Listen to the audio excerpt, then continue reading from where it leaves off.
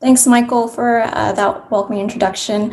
Before we begin, let's have a moment of silence for Joseph Kitchen, the president of the Young Democrats of Maryland, who passed away over the weekend.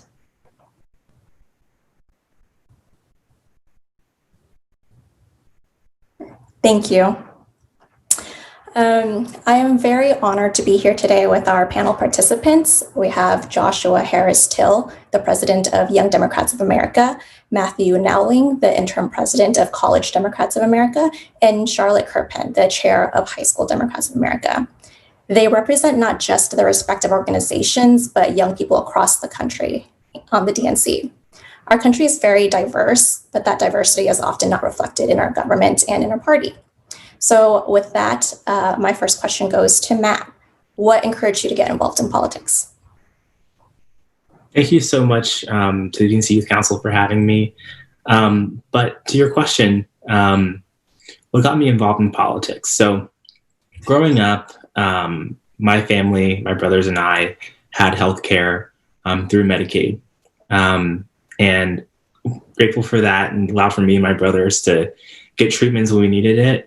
But it was also a point of concern because Republicans in Ohio frequently talked about getting rid of Medicaid and taking away our health care. But I guess what really sparked me to get involved and take action was the combination of the Ferguson protests that really made me think about my position as a Black man in America, and also the Pulse night shooting that really made me reflect upon my experience as a gay man.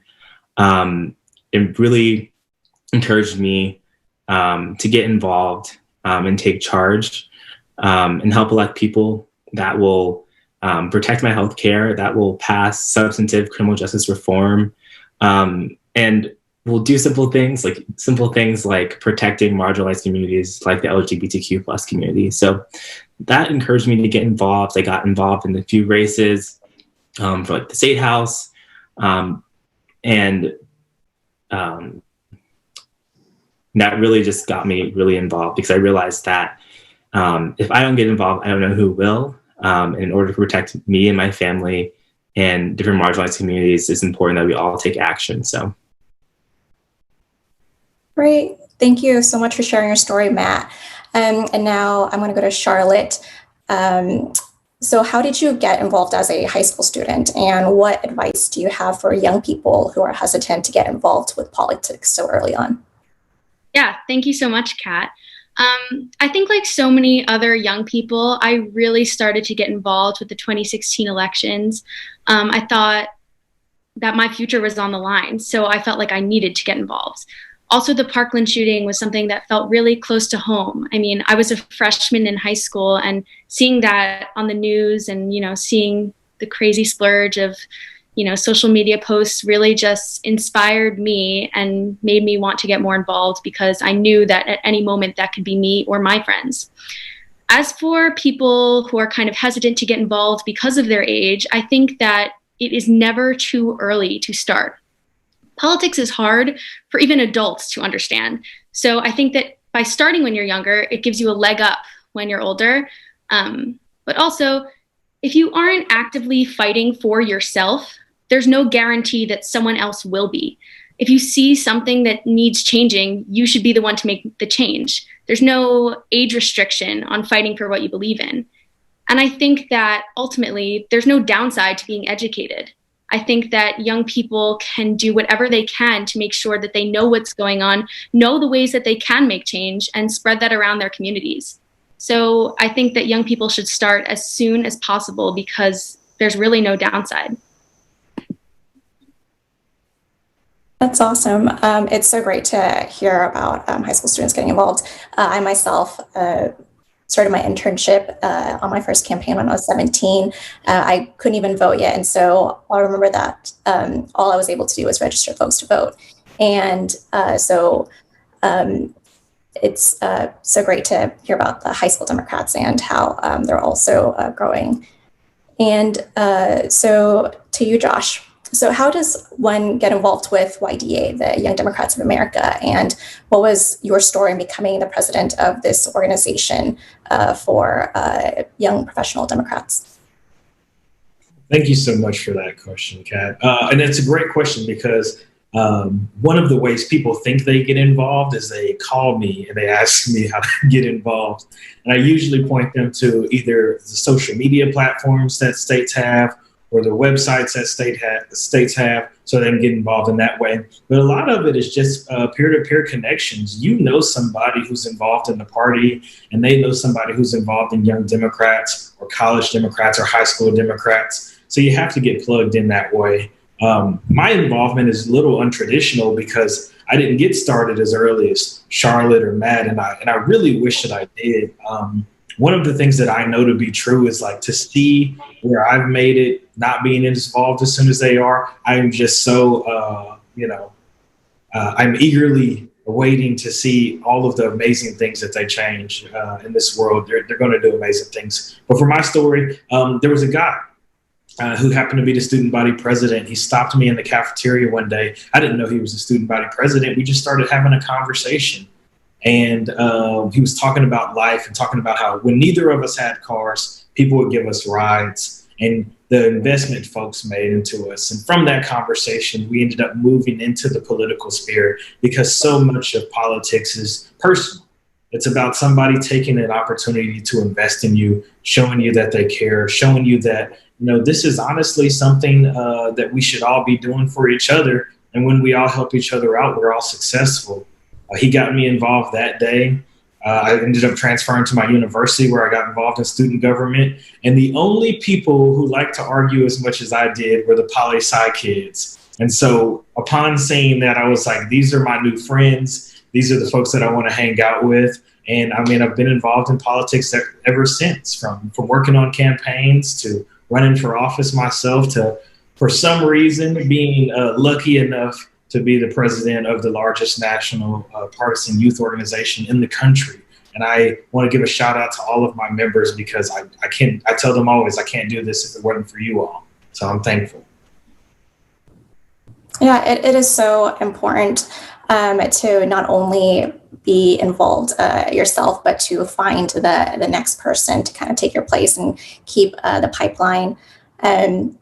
So Matt, what work has College Democrats done to help elect Democrats over the past few months, and how have your efforts been in kind of getting college kids more engaged this upcoming cycle? Yeah, so for reference, the College Democrats of America we have state federations, over 47 state federations, including Puerto Rico and DC, over 500 chapters across the country, and we have over 100,000 college-age students are involved in our efforts. So traditionally, our organization, a lot of members are the ones on college campuses, knocking doors, doing dorm storms, running and helping register people to vote. But we knew, even before COVID, that this election would be won digitally. So we invested heavily in our digital efforts with organizations like the DNC and respective partners like Swing Left, like Be Future, to ensure that we are able to use these awesome tools to engage college students and make sure people can register to vote. But in the response to COVID, that infrastructure was really, really important because now we, in the era of COVID, can't have those dorm storms. We can't have these large voter registration drives. But those partnerships with those organizations and our investment in digital resources, such as our SMS program, such as Reach, has really put us in a strong position for November. We know that if we organize college students and young people across this country and bring them out to vote, whether it be voting by mail or voting in person safely, we know that we will be able to help elect Vice President Biden and Democrats up and down the ticket. So there's a little bit about the work that we've been doing, but yeah. And So Charlotte, as high school students, high school Democrats, how does your organization help elect Democrats when you're all under the voting age? And how do you even reach out to students that young across the country? Yeah. So sometimes people can underestimate the youth because, we are under the voting age. We don't really have that concrete say. But I think what's all the more important is, we're the ones who are volunteering. We can do phone banking. We do canvassing, all the same stuff that, the college Democrats are doing. It's just we're doing it without being able to vote. So I think that makes us all the more passionate. But besides doing those concrete traditional things, we do a lot of things that are kind of more non-traditional. Like we have so much influence over our teachers, our parents, our communities, stuff like that. So by using this word of mouth marketing, we're able to access much bigger circles and we're able to make much more of a difference, even though we don't have that voting ticket. But I think that the most important thing that we do is that we're starting conversations. So we can start conversations wherever we are, and it's up to voting citizens to finish them. So, yeah. Great. And Josh, so for folks who are no longer in high school or in college, how does your organization connect with young professionals and kind of rope them in and get them mobilized and elect Democrats up and down the ticket? Oh, definitely. One of the craziest things is it was so much easier to do mobilization when it was a college campus. But I want to use this moment as a PSA to tell every single campaign that might be watching, if you are only looking at college campuses and high school campuses for young Democrats, then you are hurting yourself, you're hurting your own campaign. Young Democrats, especially those who are outside of the college age, look, we got families, we got responsibilities, we got jobs, but we also have money that we can donate to your campaign. We have resources and connections that we want to offer to you. But if you're not engaging from the high school all the way up to the young professionals, then you are hurting yourself. We are working and being very diligent on making sure that we're connecting as much as possible.